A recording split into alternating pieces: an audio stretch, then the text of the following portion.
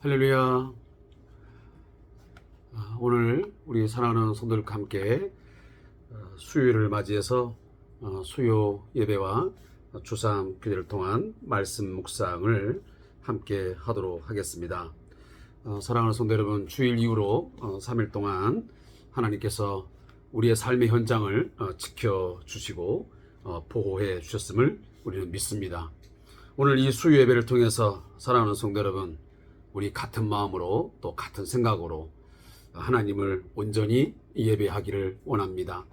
거룩한 예배자로 오늘 서야 되고 또 매일매일 우리의 삶의 현장에서 정말 하나님을 경외하고 하나님을 사랑하는 자답게 삶을 살아감은 당연한 우리 그리스도인으로서의 책무인 줄로 믿습니다.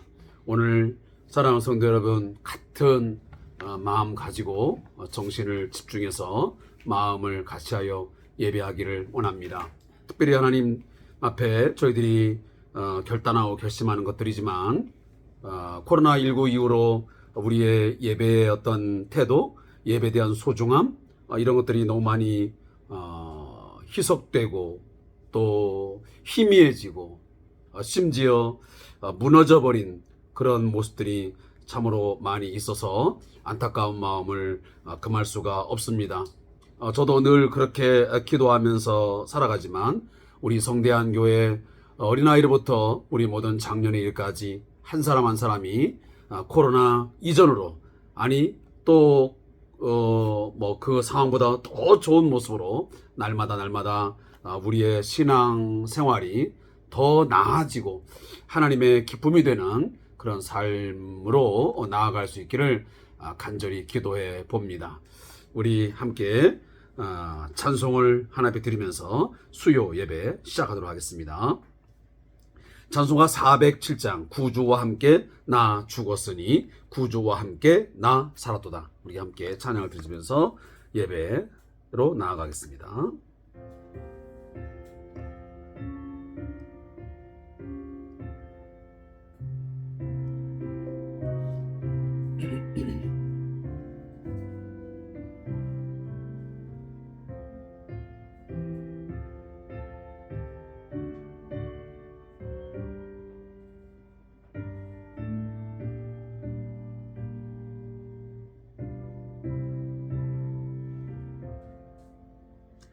구주와 함께 나 죽었으니 구주와 함께 나 살았도다. 영광의 그날에 이르도록 언제나 주만 바라봅니다. 언제나 주는 날 사랑하사 언제나 새 생명 주시나니 영광의 그날에 이르도록 언제나 주만 바라봅니다.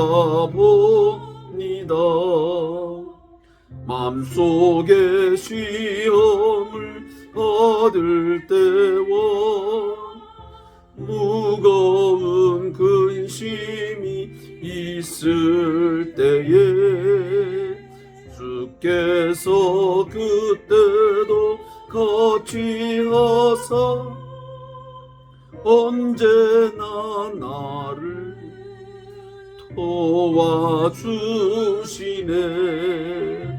언제나 주는 날 사랑하사 언제나 새 생명 주시나니 영광의 그날에 이르도록 언제나 주만 바라봅니다.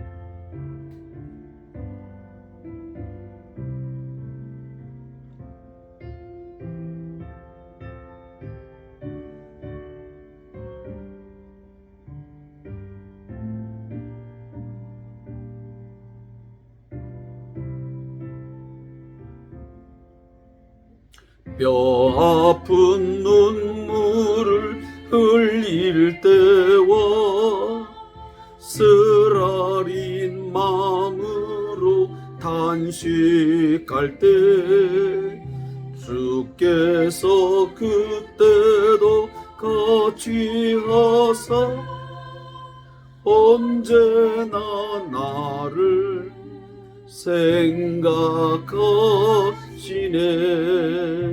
언제나 주는 날 사랑하사 언제나 새 생명 주시나니 영광의 그날에 이르도록 언제나 주만 바라봅니다. 내 몸의 약감을 아시는 주, 못 고칠 질병이 아주 없네. 괴로운 날이나 기쁜 때나 언제나 나와 함께 계시네. 언제나 주는 날 사랑하사 언제나 새 생명 주시나니 영광의 그날에 이르도록 언제나 주만 바라봅니다. 아멘.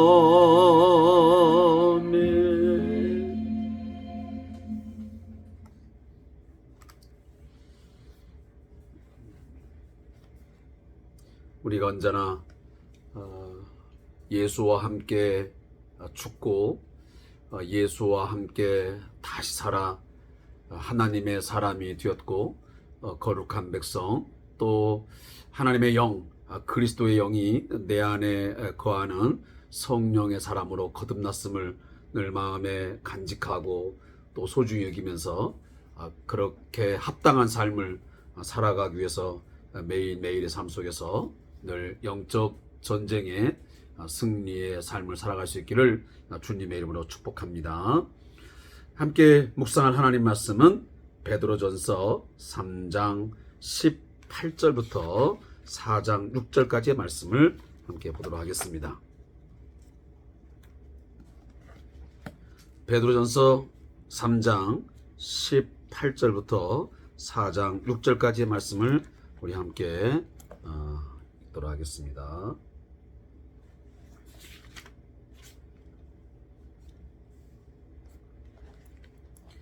신약성경 381페이지입니다. 우리 함께 말씀을 읽겠습니다. 그리스도께서도 단번에 죄를 위하여 죽으사 의인으로서 불의한 자를 대신하셨으니 이는 우리를 하나님 앞으로 인도하려 하심이라. 육체로는 죽임을 당하시고 영으로는 살리심을 받으셨으니 그가 또한 영으로 가서 옥에 있는 영들에게 선포하시니라. 그들은 전에 노아의 날 방주를 준비할 동안 하나님이 오래 참고 기다리실 때에 복종하지 아니하던 자들이라. 방주에서 물로 말미암아 구원을 얻은 자가 몇 명뿐이니 겨우 8명이라. 물은 예수 그리스도께서 부활하신 말미암아 이제 너희를 구원하는 편이 곧 세례라. 이는 육체의 더러운 것을 제하여 버림이 아니요 하나님을 향한 선한 양심의 강군이라. 그는 하늘에 오르사 하나님 우편에 계시니 천사들과 권세들과 능력들이 그에게 복종하느니라. 그리스도께서 이미 육체의 고난을 받으셨으니 너희도 같은 마음으로 갑옷을 삼으라. 이는 육체의 고난을 받은 자는 죄를 그쳤음이니 그 후로는 다시 사람의 정욕을 따르지 않고 하나님의 뜻을 따라 육체의 남은 때를 살게 하려 함이라. 너희가 음란과 정욕과 술취함과 방탕과 향락과 무법한 우상 숭배를 하여 이방인의 뜻을 따라 행한 것은 지나간 때로 족하도다. 이러므로 너희가 그들과 함께 그런 극한 방탕에 다름질 하지 아니한 것을 그들이 이상히 여겨 비방하나 그들이 산 자와 죽은 자를 심판하기로 예비하신 이에게 사실대로 고하리라. 이를 위하여 죽은 자들에게도 복음이 전파되었으니 이는 육체로는 사람으로 심판을 받으나 영으로는 하나님을 따라 살게 하려 함이라. 아멘.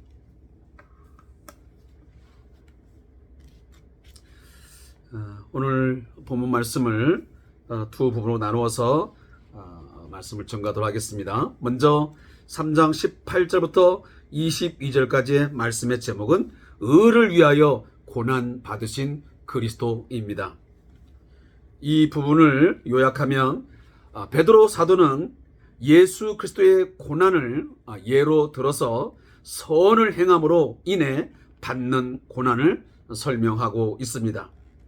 불의한 자를 위한 예수님의 고난과 죽음을 통해서 죄인에게 구원의 복음이 선포되었다라고 말씀하십니다. 마찬가지로 하나님의 나라를 위해 고난받는 성도의 삶을 통해서 불신자들에게 예수 그리스도의 복음이 전해지게 될 것이라고 분명하게 말씀을 하고 있습니다. 또한 4장 1절부터 6절까지의 말씀의 제목은 그리스도의 고난과 죽음에 참여한 자의 삶입니다. 이 부분의 요약 또한 들려드리면 예수 그리스도의 고난과 죽음에 참여한 성도의 삶의 목표는 하나님의 뜻을 따르는 삶이어야 된다고 매우 강하게 강조하고 있습니다. 베드로 사도는 성도가 어떤 삶을 살아야 하는가에 관해 두 가지를 언급합니다.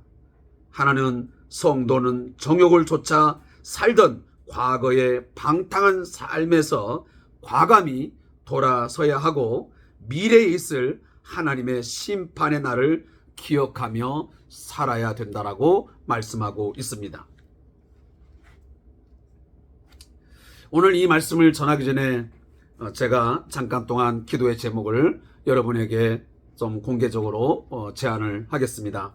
먼저는 우리 성대한 교회 공동체 안에서 함께 지체로 섬기고 있는 우리 하명자 집사님의 모친께서 하나님의 부름을 받아 소천하셨습니다. 그래서 내일 이제 발인을 하게 될 텐데 제가 여러 가지 일정상 함께 하지 못하게 되어서 매우 죄송스럽게 생각을 합니다. 그렇지만 오늘 하루 동안 저도 기억을 하고 제가 또 전화로 이런저런 이야기를 좀 나누고 제가 기도로 마무리를 했습니다. 그리고 그 이후에 이 장례 절차에 하나님의 위로와 또 하나님 주시는 평안이 사랑하는 가정과 또 유족들에게 임하기를 함께 또한 기도했습니다. 여러분 사랑하는 우리 집사님의 가족과 또 유족들을 위해서 함께 기도해 주시기를 제가 여러분에게 제안을 드리고 두 번째는 내일은 2023학년도 대학 입시를 위한 수능 시험이 치루어지는 매우 뜻깊은 날이기도 합니다. 특별히 얼마 전 이태원 참사로 인해서 많은 젊은이들이 죽음을 맞게 되는 여러 가지 안타까운 일이 발생했는데 이 나라와 이 민족의 장차 꿈이자 또 귀한 제목들인 우리 청소년들이 이 수능 시험을 앞두고 많이 긴장을 하고 또 어려움이 따를 터인데 내일 날씨와 또 우리 수험생들의 건강 또 안전 이 모든 부분들이 원활하게 잘 수행될 수 있도록 위에서 함께 우리 성도님들 기도해 주시기를 바라겠습니다.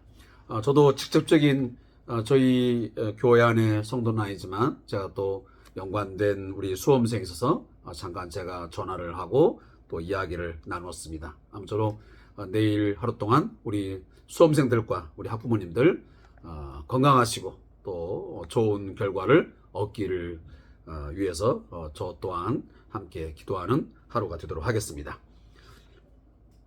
자, 오늘 말씀을 이제 나누겠습니다. 어떤 목사님이 이제 목회를 하면서 그 교회 공동체의 성도들 때문에 무척 어려움을 겪었습니다. 뭐 자존심, 또 여러 가지 상황에서 어떤 극한 상황에 아마 다다랐던 것 같습니다. 그래서 그 지교회를 이제 다스리는 상회가 바로 노회죠. 저희 같은 경우는 노회에 가서 이야기를 했습니다. 제가 이 교회를 더 이상 담임을 하는 것은 어려울 것 같습니다. 그러니 제가 그 교회를 사임하도록 도와주십시오 라고 노회에 가서 아마 이야기를 한 것 같습니다. 그때 노회에 계시는 어떤 그 어르신 목사님이 그 목사님에게 이렇게 물었다고 합니다. 당신의 교회 성도들이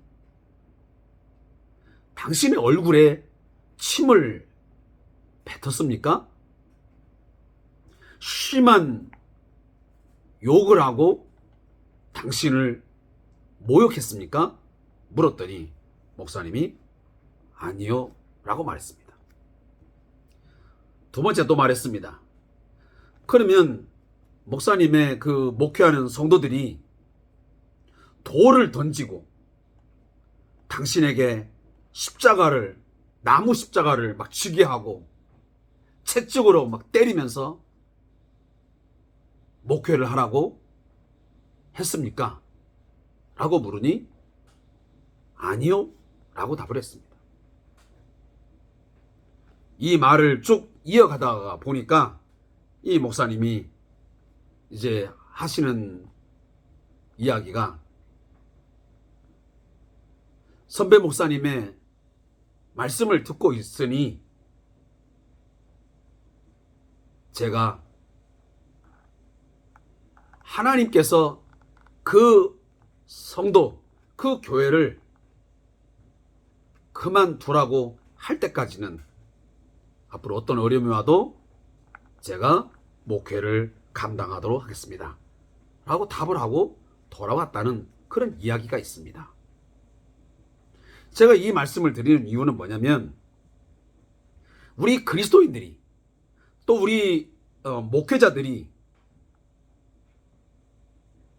신앙인으로서의 삶을 살아가는 과정 속에서 내가 목사로서의 사명을 감당하는 과정 속에서 선을 행함으로 고난이 다가올 때 정말 참기 힘든 그런 고통스러운 순간들이 또 많은 것들을 희생해야 되는 그런 어떤 환경을 만날 때 우리는 포기하려고 하는 경향이 있습니다. 물론 쉽게 그런 생각을 하지는 않았겠죠. 아까 금방 말씀을 드린 목사님도 아마 나름 참고 견디고 이겨보려고 많은 숱한 노력을 하다가 안 되니까 아마 그런 결정을 나름 내리지 않았겠습니까? 그러나 어쨌든 간에 우리 그리스도인들도 마찬가지로 삶의 여정을 살아가면서 다시 보면 신앙인으로서의 삶을 살아가다 보면 내가 가정 내에서 또 직장 생활 가운데서 또 사회적인 관계를 형성하면서 이건 너무 힘든데 내가 예수를 주로 고백하고 내가 예수 믿는 성도로서 내가 살아가기 때문에 이 일들을 내가 당하는 것 아닌가?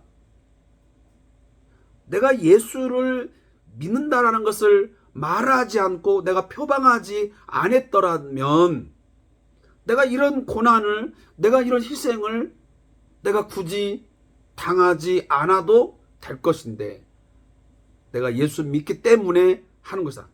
생각해서 우리는 쉽게 그 고난의 길에서 돌이키고 그것을 피해서 다른 길로 가려고 하는 경향이 있습니다. 오늘 사도 베드로는 당시에 로마 사회 속에서 살아가고 있는 이 그리스도인들, 정치적으로 또 경제적으로 사회적으로 많은 고난들이, 많은 어려움들이 따랐습니다. 우리 대한민국은 그런 지금 상황은 아니지 않습니까? 뭐 우리나라에서 지금 예배당에 가서 찬송을 부르고 기도한다고, 또 주일날 예배당에 간다고 그래서 형사처벌을 받습니까? 아니 민사상 무슨 뭐 손해배상을 합니까? 아무것도 하지 않습니다. 그러나 로마 사회 속에서 그리스도인에서 예배를 하고 거기에서 예수를 주로 고백하면서 산다고 하는 것은 이 엄청난 일들을 당할 수밖에 없습니다. 심지어 끌려가서 매를 맞고 사자의 밥이 되고 심한 매질을 당하고 재산을 몰수당하고 또 제대로 어떤 장사를 할 수도 없고 사회적인 관계를 맺을 수 없는 매우 혹독한 어려움이 따른 데가 바로 이 베드로 전서가 쓰여질 당시입니다. 그러니 그들이 당하는 이 육체적인 고난, 이 사회적 삶의 고난은 이루 말할 수가 없었습니다. 그러니 당연히 그들은 그 예수 믿는 것을 거부하고 내가 신앙이라는 것을 그냥 숨겨버리고 그냥 이 상황에 그냥 동화되어서 세상이 원하는 방식대로 살아가는 것이 낫지 않을까. 그게 훨씬 더 자유롭고 편하지 않을까 하는 생각을 충분히 가질 수 있는 것입니다. 근데 오늘 사도 베드로는 그러지 말아라. 그러지 말아라. 너희가 예수를 믿는다는 그것 때문에 너희가 하나님의 뜻을 쫓아서 선을 행하는 가운데 고난받는 것이 하나님의 뜻일진데 너희가 하늘에 소망을 두고 지금 현재의 그러한 육체적인 고난을 뭐하라? 참으라. 이겨내라. 싸우라라고 말씀을 하고 있는 것입니다. 그러면서 그 고난의 모델 케이스를 지금 누구를 내세우냐면 예수 그리스도의 고난을 모델로 제시하고 있습니다. 그래서 18절에 그리스도께서도 단번에 죄를 위하여 죽으사, 여기 죽으사라고 하는 말 보면 여러분 성경에 보면 일자라고 해서 가로 열게 되어 있습니다. 자, 여기 보면 다른 사본에 보면 단번에 죄를 위하여 고난을 받으사라고 하는 그렇게 번역된 성경책이 꽤 있습니다. 그렇다면 예수님께서도 단번에 죄를 위하여 우리로 하여금 그 죄에서 자유함을 얻고 죄를 다 없애버리고 우리 그리스도인들에게, 우리 하나님 백성들에게 의를, 생명을 주시기 위하여 그가 많은 고난을 당하지 않으셨더냐. 그런 의인이지만 의인으로서 불의한 자의 죄를 위하여 그 불의한 자의 죄를 없애고 그 불의한 자의 죄를 대신 짊어지기 위해서 얼마나 많은 고난을 당하셨더냐. 그 예수님의 고난당하심으로 인해서 우리가 하나님 앞으로 인도되어졌지 않느냐. 그가 비록 육체로는 죽임을 당하는 그러한 고통, 고난을 당하셨지만 그는 영으로 살리심을 받지 않았느냐. 그러니 너희도 그리스도를 본받아 고난을 견디고 고난을 당하고 고난을 이겨라. 선을 행하는 가운데 고난당하는 것이 그 하나님의 원하는 것이라면, 그것이 하나님의 뜻이라면 순종해라 라고 말씀을 하고 있는 것입니다.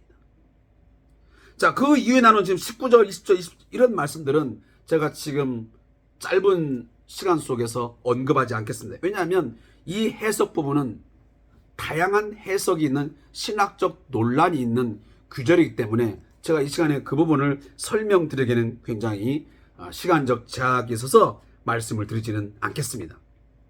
그러나 이 본문이 지금 말하고자 하는 그런 중요한 의도만큼은 제가 저자의 묵상을 읽으면서 제가 대신 하도록 하겠습니다.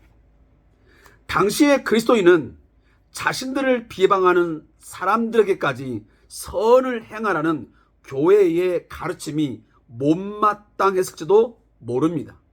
그런데 오늘 본문에서 베드로 사도는 부당하게 고난받는 상황에서 힘들어할 성도들에게 예수님도 고난받으셨다는 사실을 상기시켜 주고 있습니다. 아마도 베드로 사도는 이런 말을 하고 싶었을 것입니다. 여러분, 하나님의 아들이신 의로우신 예수님이 힘이 없어서 사람들의 비방을 듣고도 참으시고 십자가 위에서 힘없이 돌아가신 것이 아니지 않습니까? 그 모든 것이 죄인인 우리를 하나님 앞으로 인도하시기 위함이었다는 것을 꼭 기억하십시오. 그렇다면 예수님의 제자된 우리 또한 죄인들을 하나님께 인도하기 위해 참고 끝까지 선을 행해야 하지 않겠습니까? 견디기 쉬운 고난은 결코 없습니다. 특히 별 잘못도 안 했는데 예수 믿는다는 이유로 나를 비방하고 조롱하는 사람들로 인해 받는 고난은 더 견디기 힘이 들 것입니다. 하지만 예수님 때문에 견딜 수 있다, 잘 참고 견뎠다고 칭찬해 주실 예수님을 생각하며 선으로 악을 이기는 승리의 삶을 사는 성도가 되어야 할 것입니다. 제가 이 내용으로 이 본문의 내용을 충분히 전달했다라고 저는 생각이 됩니다. 사랑하는 성도 여러분, 죄인들을 하나님 앞으로 인도하기 위해서 육체의 고난, 끝까지 죽음의 고난까지도 순종하셨던 그 예수님을 우리가 기억한다면 그 예수님을 본받아 예수님의 제자된 우리들도 복음을 위해서 또 사람들을 하나님께로 인도하기 위해서 지금 당하고 있는 선을 행함으로 당하는 모든 고난을 피하지 말고 도망치지 말고 억울해하지 말고 기쁨으로 고난을 당하면서 예수의 참된 제자임을 드러낼 수 있기를 주님의 이름으로 축복합니다. 그리고 이제 두 번째 있는 4장 1절부터 6절 말씀을 제가 잠깐 말씀을 드리기로 하겠습니다. 이 말씀에 보면 4장에 보면 예수 그리스도의 고난과 죽음에 참여한 성도의 삶의 목표가 지금 오늘 본문에 기록되고 있습니다. 왜 우리들이 고난을 무장을 해야 되는가? 고난 당할 것을 각오하고 왜 선을 행함으로 우리가 고난을 당해야 되는가? 그 이유가 있습니다. 오늘 본문에 나오고 있습니다. 너희도 같은 마음으로 갑옷을 삼으라. 이는 육체의 고난을 받은 자는 죄를 그쳤음이가 있습니다. 여기 죄를 그쳤다는 말이 뭐냐면 죄와 결별을 하고 죄를 다 그치게 됐다는 말씀입니다. 사랑하는 성도 여러분, 우리가 그리스도를 위하여 또 예수님께서 당하신 그 고난의 길을 걸어가는 가운데서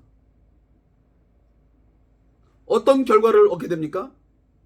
죄를 멀리하게 되고 죄를 그치게 되고 죄와 결별하는 삶을 살게 됩니다. 왜 그렇습니까? 우리가 죄를 짓게 되고 죄와 가까이 하고 죄에 물드는 이유는 뭡니까? 고난 당하는 것이 싫고 고난 당하는 것을 회피하려다 보니까 죄를 짓는 것입니다. 그냥 내가 죄를 짓고 죄와 가까이 하게 되면 굳이 고난 받을 필요가 없습니다. 적당하게 사람들하고 어울려 살고 세상의 방식, 세상의 가치관, 그냥 육체의 정욕대로 내 마음의 생각대로 사람들이 이끄는 대로 살아가는데 뭐 얼마나 큰 고난이 있겠습니까?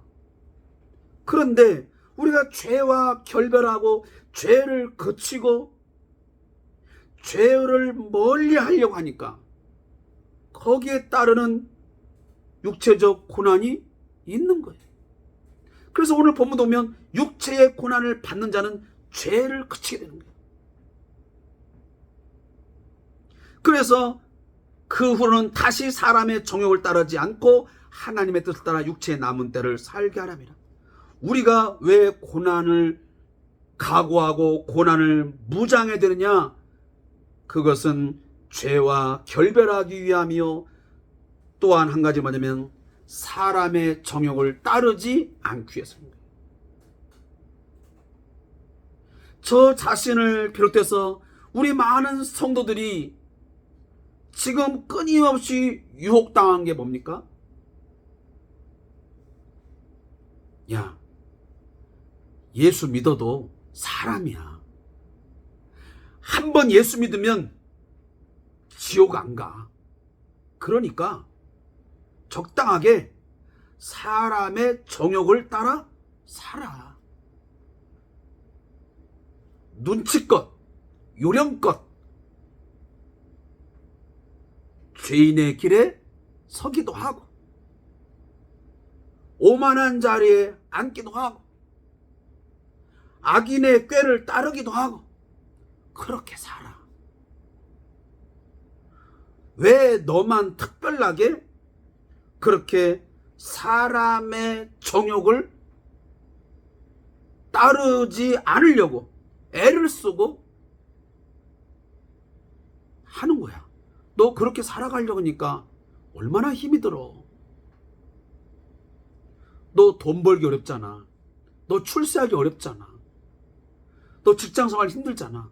그러니 적당한 선에서 사람의 정욕을 그냥 쫓아가면서 살아가는 것도 지혜로운 삶의 방법이야. 라고 하는 굉장히 달콤한 사단의 유혹의 어떤 속삭임들이 우리가 사회생활을 하다 보면 사람과의 관계 속에 살다 보면 얼마나 많이 있는지 몰라요. 뭐 저 자신에게도 있습니다. 근데 우리는 사실 끝까지 우리가 고수해야 되는 게 뭡니까? 우리는 사람의 정욕을 따르면서 세상의 풍속, 인간적인 욕망, 탐심, 그런 것을 따르도록 거기에 순종하도록 살기 위해서 우리가 예수의 피로 말미암아 구속받은 백성이 아니고요, 옛사람의 생각과 옛사람의 사고방식, 옛사람의 생각대로 살아가라고 우리가 예수 안에서 구원받은 것이 아니고요, 우리는 옛사람을 죽여버리고 옛사람을 예수의 십자가와 함께 죽게 해버리고요, 이미 죽은 자이고요, 우리는 그리스도와 함께 새 생명으로 하나님의 뜻을 따라 육체 남은 때 우리가 앞으로 10년을 살지 30년을 살지 50년을 살지는 모르겠지만 육체에 남은 때, 그 때를 하나님의 뜻을 따라 하나님의 생각, 하나님의 마음, 하나님께서 말씀하시는 삶의 가치관, 어떤 삶의 목적, 그런 것을 따라 살게 하기 위해서 우리를 십자가의 피로 구속하셨고 우리를 불러내어 주셨습니다. 그렇기 때문에 우리는 그 목적을 향해서, 그 삶의 목적을 향해서 가야 하기 때문에 고난은 어찌 보면 당연한 우리 신앙생활의 여정의 필수 과정이라고 볼 수 있습니다. 철로 역정이라고 하는 우리가 책을 보면서 느끼는 거지만, 또 우리가 이미 많이 마음속에 다짐한 거지만, 우리가 저 하늘의 소망을 두고 영원한 기업, 하나님께서 우리 주시는 그 영광과 존귀와 칭찬, 그것을 우리가 사모하면서 살아가기 위하다 보면 우리는 당연히 이 땅에서 고난을 감수해야 됩니다. 마지막으로 오늘 5절 말씀에 이런 말씀을 하고 있습니다. 너희가 왜 음란과 정욕과 술취함과 방탕함, 향락, 그다음에 무법한 우상 숭배, 이런 것들을 이젠 더 이상 연연하지 말고, 그런 것들을 추억도 하지 말고, 그것들을 상상하지도 말고, 그런 것들은 다 지나간 때로 잊어버려라. 과거에 믿지 아니할 때, 불신자로 살아갈 때에 했던 것으로 이제 족해라. 이제는 산 자와 죽은 자를 심판하기로 예비하시니,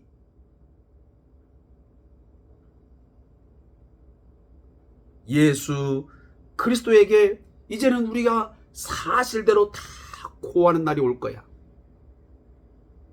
사랑하는 성도 여러분, 예수를 믿는 자든 믿지 않는 자든 우리는 모두가 다 마지막 날에 우리의 심판주 되시는 예수 앞에 우리의 삶을 다 직고하게 될 것입니다.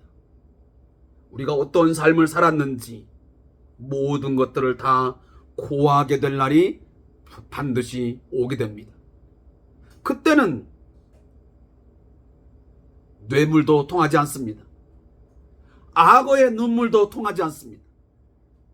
지금 우리 사회를 보면 분명히 자기 자신에게 잘못이 있고 엄청난 죄과가 있음에도 불구하고 거짓말로 둘러치고 적당하게 악어의 눈물을 흘리면서 많은 국민들에게 자신의 잘못을 그냥 얼버무리면서 고하고 지나가려고 합니다. 사람들에게는 그것이 통할는지는 모르겠지만 우리가 마지막 날 예수 앞에 심판장 앞에 나타났을 때는 우리의 적당한 악어의 눈물, 거기에서 어떤 뇌물, 또 거짓말, 어떤 포장된 어떤 이야기들, 누구를 탓하는 것 전혀 통할 수 없습니다. 반드시 그 심판자 앞에 우리는 서게 될 텐데, 그것을 기억한다면, 산자와 죽은 자를 심판하시러 오시는 그 주님, 또 그날을 우리가 분명하게 인식한다면 우리의 삶을 함부로 살 수가 없습니다. 적당히 살 수 없습니다. 고난을 회피하거나 고난을 피하면서 육체의 남은 때를 살 수가 없습니다. 사랑하는 성도 여러분, 오늘 우리의 현실이 예수 그리스도인으로서 살아가기 매우 어려운 시대를 맞고 있습니다. 그리스도인들이 끊임없이 비방을 당하고 모욕을 당하고 있고 놀림을 당하고 있고 그렇습니다. 지금 어디 가도 내가 목사입니다, 내가 장로입니다, 집사입니다, 내가 교회 다닙니다 라고 할 때 어떤 사람들이 우리를 존경하고 우리를 신임하고 우리를 좋아하고 환영하는 데가 얼마나 있겠습니까? 거의 없습니다. 참으로 부끄러운 일이고 창피한 일이고 너무도 안타까운 오늘 우리 한국 사회의 교회의 모습, 성도의 모습입니다. 그런 속에서 우리 다시 한번 정신을 차리고 선을 행함으로 고난을 받으십시오. 하나님의 말씀을 쫓아 살아감, 사람의 정욕을 따르는 그런 삶을 이제는 더 이상 그쳐버리고 이제 하나님의 뜻을 따라 살아감을 통해서 이 사회에 우리의 이웃들에게 좋은 영향력을 미칠 수 있기를 바랍니다. 그런 과정 속에서 고난이 와도 힘이 들어도 내가 교회의 목사임을, 내가 교회의 장로와 집사와 그리고 내가 한 성도임을 자긍심을 가지고 드러낼 수 있기를 바랍니다. 그렇게 할 때에 다시 우리 그리스도인 안디옥에서 비로소 그리스도인이라 칭함을 받으리라 한 것처럼 우리 한국 사회 속에서 비로소 다시 정말 그리스도인이다, 너희야말로 이 사회에 우리 민족에 아주 소중한 그런 그리스도인이다 라고 칭찬받고 존경받는 그런 날이 오게 될 거라고 믿습니다. 고난을 잘 참고 믿음으로 살아간다면, 제가 얼마 전 말씀드린 믿음의 결국은 영혼의 구원을 받음이라. 마지막 날 칭찬과 존귀와 영광이 우리에게 주어질 것입니다. 우리 하늘의 소망을 두고 그렇게 살아갈 수 있기를 바라겠습니다. 자, 저자의 묵상을 읽고 오늘 시간 마치겠습니다. 초대교회 성도들은 자신의 회심과 구원의 사건을 예수님의 십자가와 부활 사건에 빗대어 이해했습니다. 그러한 방식의 이해는 내가 그리스도와 함께 십자가에 못 박혔나니 그런즉 이제는 내가 사는 것이 아니요 오직 내 안에 그리스도께서 사시는 것이라 라는 바울의 고백에 잘 드러나고 있습니다. 오늘 본문에 언급된 육체의 고난을 받은 자는 라는 표현도 같은 맥락에서 이해할 수 있습니다. 그리스도인은 자기의 옛사람을 예수의 십자가에 못 박은 사람입니다. 이미 죽은 자입니다. 그런데 그리스도인으로 살아가는 동안 반드시 마주하게 되는 한 가지 당혹스러운 진실이 있습니다. 그것은 바로 나의 옛사람이 때때로 내 안에서 스멀스멀 올라온다는 것입니다. 욕심, 분노, 음란, 게으름과 같은 모습으로 고약한 냄새를 풍기면서 말입니다. 그렇지만 순간순간 마주하게 되는 나의 옛사람을 십자가에 못 박았음을 늘 기억하시고 믿음 안에서 새 사람으로 성장해가는 인생의 모든 여정이 그리스도인의 신앙 생활일 것임을 명심하시기 바랍니다. 날마다 옛사람을 십자가에 못 박고 새 사람을 덧입는 그리스도인이 되어 주시기를 우리 사랑하는 성대한교회 성도님들과 그리고 모두 우리 교회 공동체 지체들에게 다시 한번 주의 이름으로 권면하고 축복합니다. 무릎 기도입니다. 하나님, 날마다 옛사람을 십자가에 못 박고 남은 인생을, 남은 육체의 때를 예수의 고난에 참여하는 자로 살아갈 수 있게 하여 주시옵소서. 예수님의 이름으로 기도합니다. 아멘.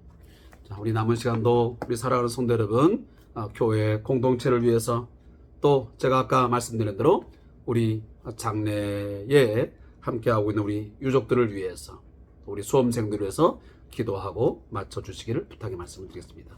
오늘 함께해 주신 성도님에게 감사의 말씀을 드리고 내일도 주 안에서 주의 이름으로 승리하시기 바랍니다. 감사합니다.